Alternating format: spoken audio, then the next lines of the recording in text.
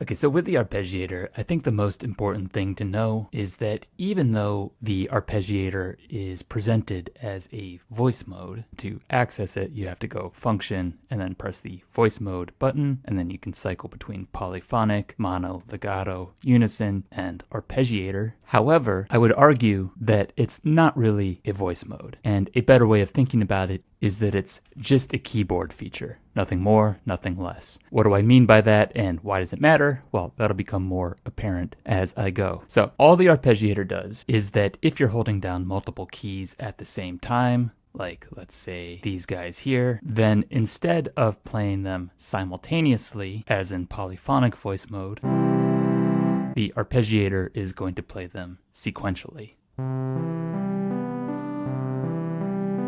And that's why it's called an arpeggiator. It's a thing that allows us to automatically arpeggiate, or in other words, create an arpeggio, which is just taking a chord like this, multiple notes that are harmonically related, and instead of playing them simultaneously, playing them sequentially. And I can do that in polyphonic mode manually, and the arpeggiator just makes it automatic. And we can control the speed of how the notes are played sequentially with a combination of our BPM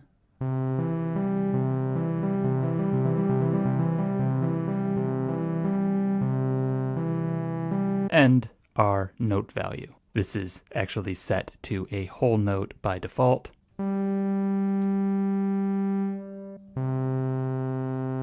Which is very, very slow, but we can make it faster.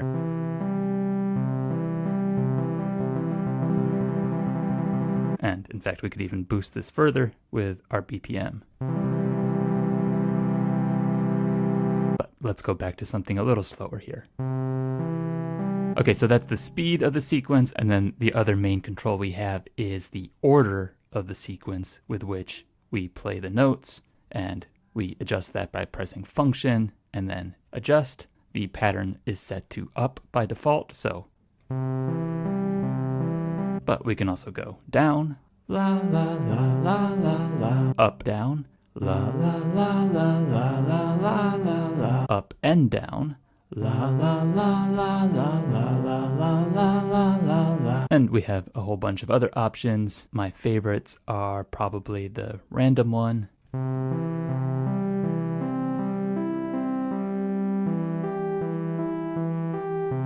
Can be a nice way of generating a random pattern. The up +1 and +2 are also favorites of mine. With these, what we're doing is we're basically going to go up this note, this note, this note, just like before, but then we're also going to play these three notes an octave above, going up again, up, up, up, and then imagine my keyboard was longer, we'd be going up one more octave as well.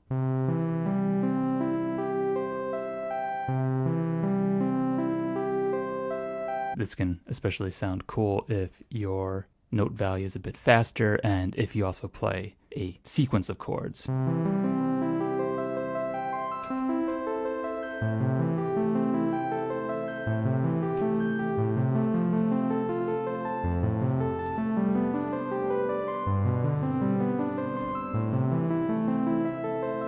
And then one other option that I like is the play order option, where it will play the notes that you hold down in the order in which you play them. And so for example, I'm going to push down this note first, then this note, and then this note.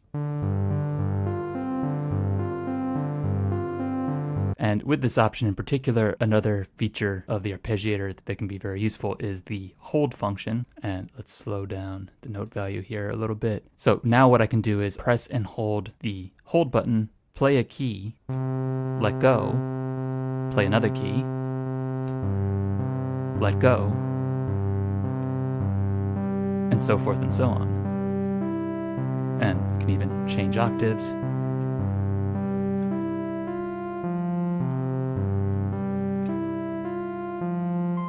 Just keep adding notes. Let go, and it's going to continue playing. Could even go into another layer.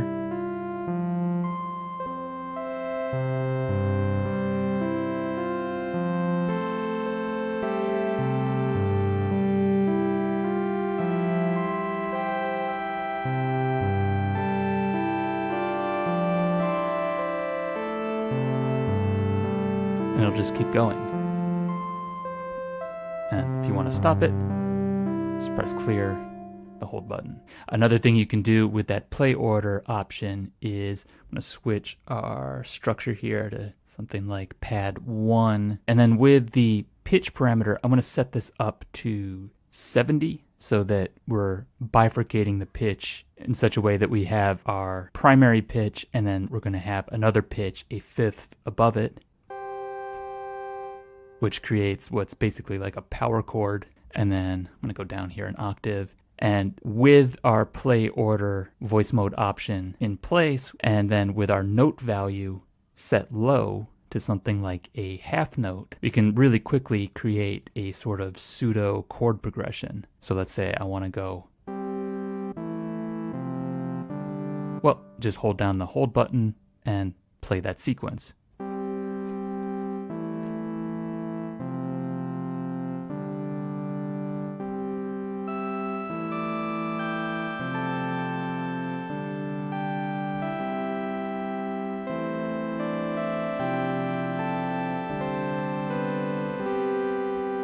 And then I can play something in the other layer. So again, just an easy way of getting a progression going real quick. But I'm gonna go back to putting this on atmosphere 1. And let's put our note value back up. Okay, and then a few more options that we have available to us are also the probability function, represented by the die icon right here on this knob. So that's a secondary feature. So I put a shift hold on, and then this is set to 100 by default, but if we bring it down to, let's say, 75, when I'm arpeggiating, there's only a 75% chance of any given note being played.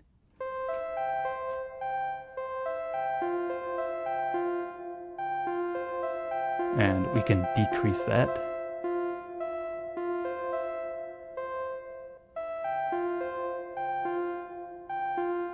All the way down to 25.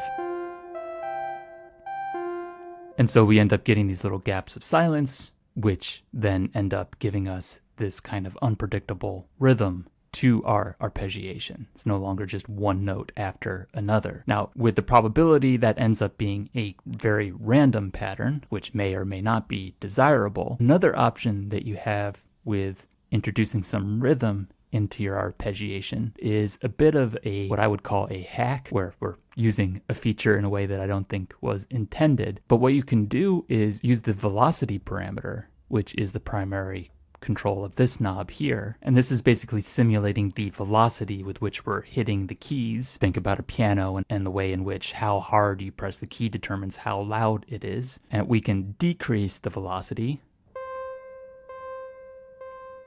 all the way down to 0, in which case we don't hear anything at all. And what we can do with that is set it back up to 100, and I'm going to bring down our note value here for a moment, and I'm still in play order, and I'm going to enter in some notes just like before, holding down the hold button.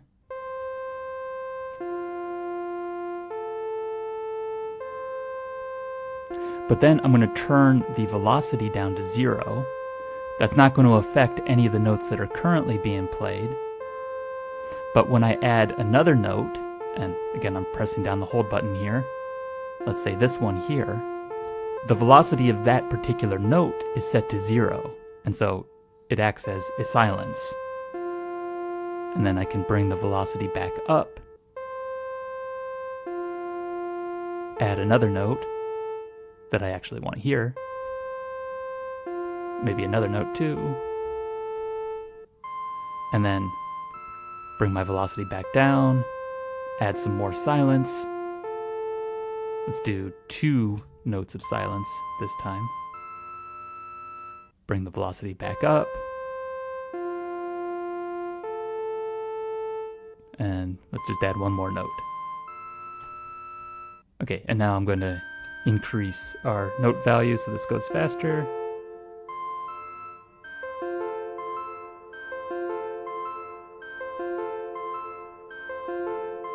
And that way you can create a non-randomized rhythm to the way that your arpeggio gets arpeggiated. Okay, and then there's one last major aspect of the arpeggiator, which is the release parameter. So I'm going to hold an arpeggio here. Let's just do a real basic one.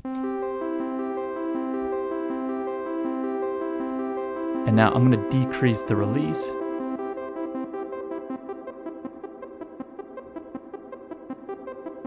And then increase it.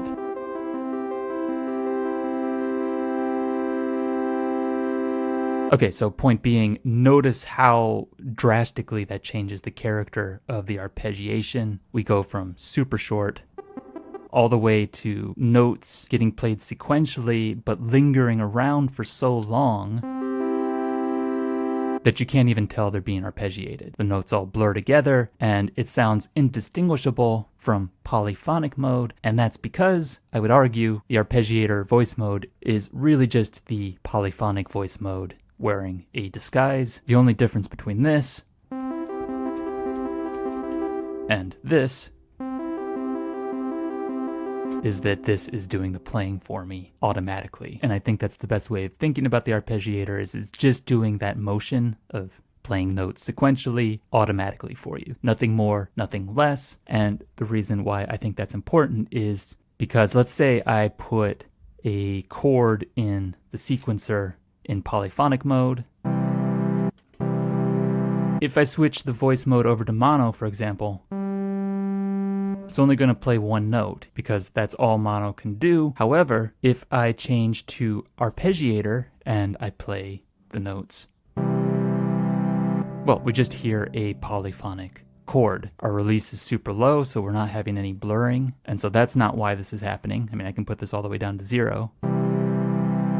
Still sounds the same, and that's because in the arpeggiator so-called voice mode, we are still able to play notes polyphonically, which is why I think it's really just a kind of variant of the polyphonic voice mode. And the reason why I'm talking about all this is because I've seen a number of people get confused about this. For example, they will do one of two things. Go into polyphonic voice mode, put in a chord, and then they'll switch over to arpeggiator and expect this chord to be arpeggiated, but it's not. Or they'll be in the arpeggiator voice mode, go into the sequencer, play a chord, and then wonder why it's being played polyphonically. I think this goes back to what I said, that the arpeggiator is really just a keyboard feature. That feature gets kind of turned off when you're in this kind of sequencer recording mode. If you do want to record an arpeggiator onto the sequencer, what you have to do is, instead of going into step recording mode, where you're manually entering things into individual steps, you have to go into live recording mode by pressing record and the play button.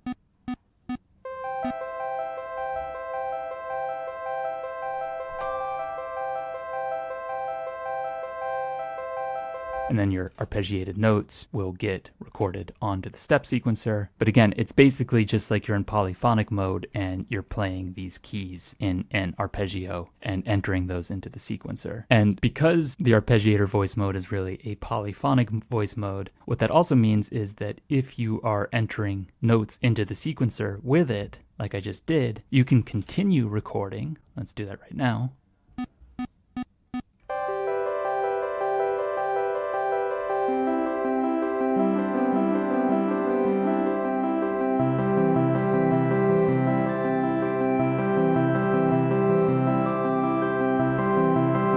The notes will all layer on top of each other, and each step will be polyphonic.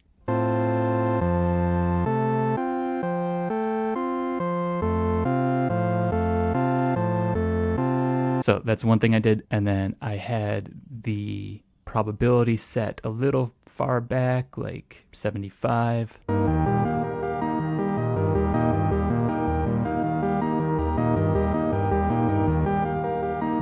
To introduce a little bit of unpredictability into it. And then at the beginning of the song, I had the note value really high, a 30-second note. I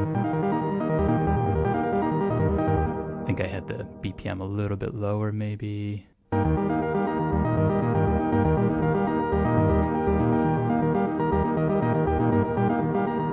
And then in the second half of the song, I took the note value and started decreasing it like this.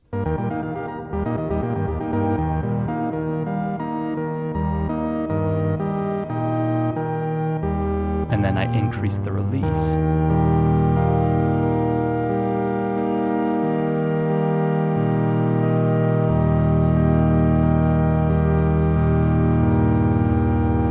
Doesn't sound like an arpeggio anymore, sounds more like a chord progression, and can be another nice way of quickly generating something that you can play on top of with the other layers.